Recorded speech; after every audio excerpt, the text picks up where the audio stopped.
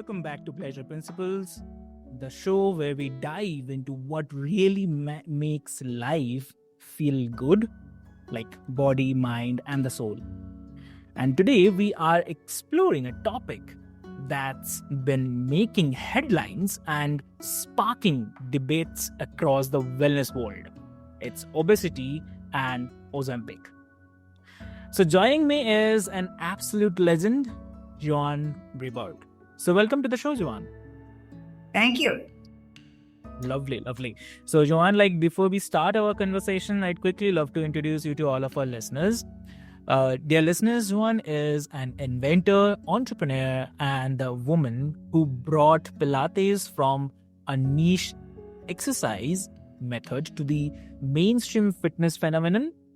And it is today, at 83 years young, she is not only a pioneer in the world of mind-body fitness, but also someone who challenges norms at every turn. So with 60 years of Pilates practice under her belt and no-nonsense approach to health and wellness, she's here to give us her unfiltered take on Ozempic, the obesity epidemic, and why the concept of wellness might need a major rethink. So, dear listeners, grab a cup of coffee or take a deep breath. This conversation is going to get real, raw, and ridiculously fascinating. So, welcome to the show again, Joan.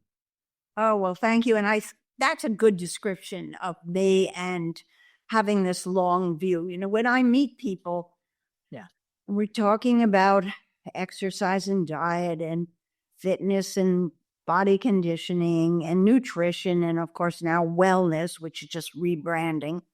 I always really need to know how old they are, because if they're under 50, they've been born into this world where everybody talked about this, calories and carbs and gluten and this and that and allergies on that. And so someone like me, I'm 83, I'm almost 84 actually. And I was born in 1941 when in America, this is hard for people to believe because we are such a rich country and we have more of everything.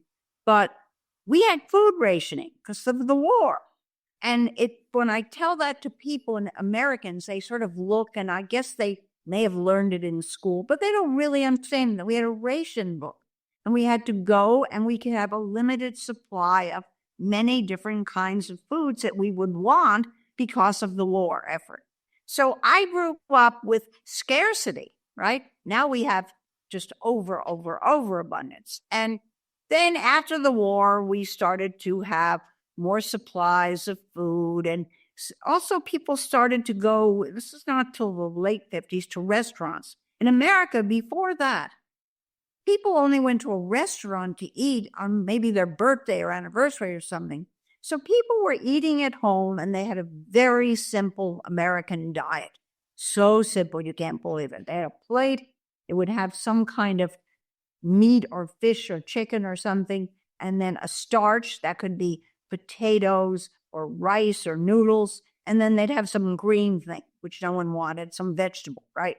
There were no vegetarians or vegans or keto, none of that stuff. And no one had ever heard of a calorie, right? They had never even heard of it.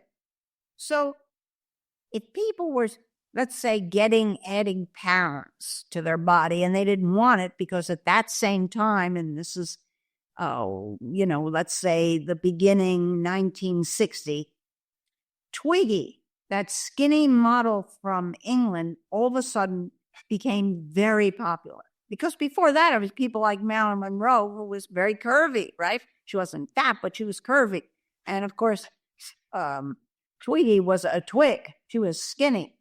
And at the same time that people were talking about being skinny, really skinny, the Duchess of Windsor was always quoted as saying, you can't be too thin or too rich. And that became our mantra. Not you are what you eat, which is what everybody thinks today, but you cannot be too thin or too rich. So everyone started to think about being thinner and they started to manipulate foods.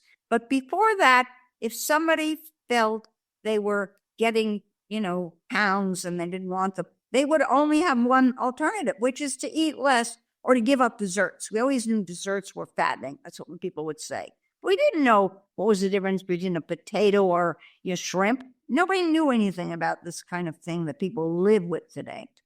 So that meant that food was enjoyable. And I mean, of course, food is, if you have it, it's a tremendous pleasure, or should be. Today, 60 years later, most eating in America is just filled with guilt and stress and fear and everything you could imagine that is the exact opposite of looking forward to a nice meal with a wine or beer and having the cuisine. I happen to live in New York City, in Chelsea in particular, and I work in Soho. I mean, in 3 or 4 blocks, I can have delicious Indian food, Italian food, French food, Thai food, even West African, right? It's everywhere. So we have so much variety, and people should be thinking, oh gosh, tonight I'd like to have some curry. I think I'll go to that Indian restaurant around the corner. No, they're only thinking of what's healthy or unhealthy or all kinds of nutrient numbers. It's horrible. It's just ruined it.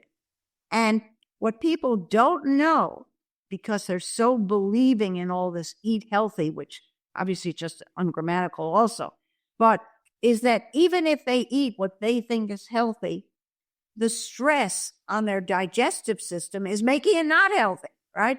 They are stressing their digestive system and their head and all the rest of it. Not to mention that, of course, obesity in America is, essentially, the New York Times finally had to admit the truth. They said that 75% of Americans are overweight or obese. But what they didn't want to say is probably 65% of them are obese. That's a huge number, right? That's the whole country, and all you have to do is look at pictures. But it's going to change now because of these drugs. And hopefully it will really change, and then people can get back to enjoying food and dining and the social aspects and the taste of it. But it's not now. They don't enjoy it. And that's a problem. So, and I know that we're talking about pleasure, and almost everyone can get pleasure from enjoying a good meal, right? Exactly. Definitely is. Yeah. Also, like, because when we are talking about Ozempic and the obesity epidemic, some critics say that the medications are a shortcut and don't address the root causes of the obesity. So what's your take on this argument? That's it's wellness bitches trying to stay relevant because they know they're on the run now. So the root causes, no one wants to talk about what the root cause is because it's embarrassing. The root cause had nothing to do with health. It only had to do with money, because that's America. Money, money, money.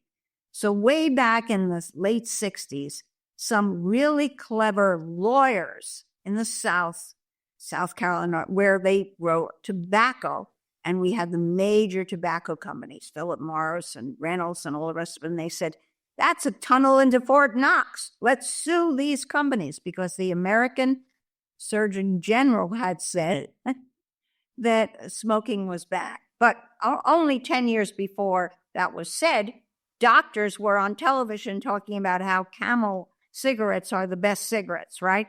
And this past weekend was with my cousin, who's retired now. He's 85, but he was the leading vascular surgeon. And he told me about how at the hospitals where the doctors were, they would all sit around and smoke, right? Now, of course, that's all changed. And I'm not saying that smoking is great for your health, but what it was an adult pacifier.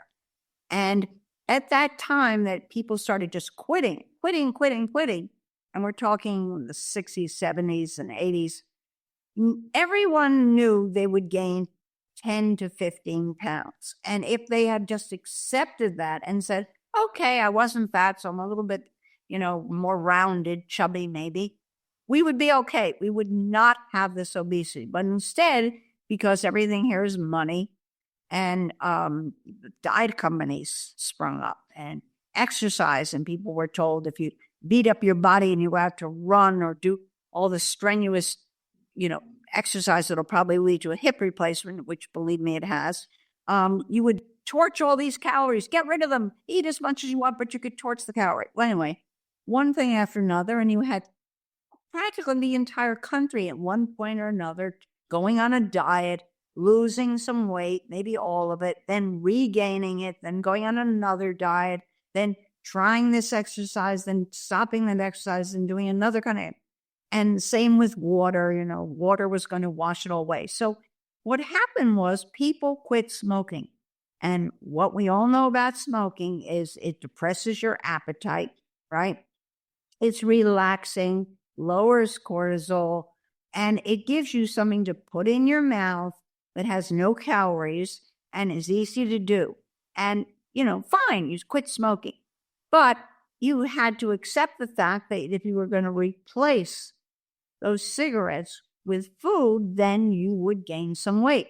And interesting is that the New York Times, which is the Bible here, really, in December 19th, 2004, I can remember it, and I have the article, wrote an article, and it was by Gina Colada, who's their number one almost wellness journalist, health, exercise, all the rest of that.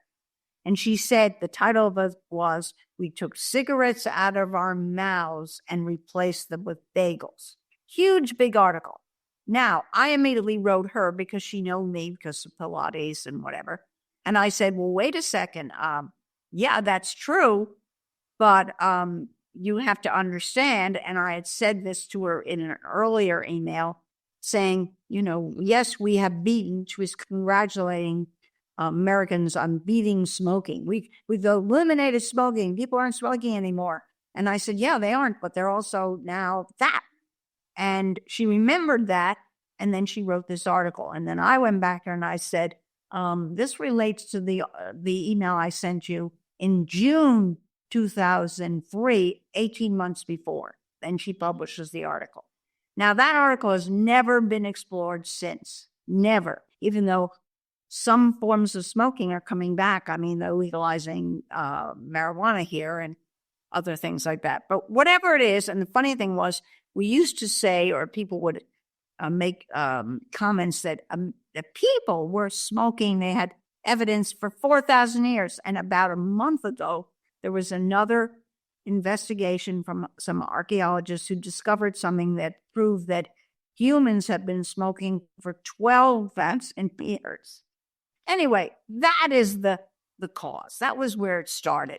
And then what happened was everything else. You cannot blame it on fast food because we had in the 40s and 50s fast food. We had White Castle hamburgers, just like McDonald's or Burger King or whatever. We had Carvel ice cream stands all over. We had actually what I would call industrial strength soda. There were no diet sodas. If you wanted a Coca-Cola that I affectionately call American Beaujolais, it would be full calories.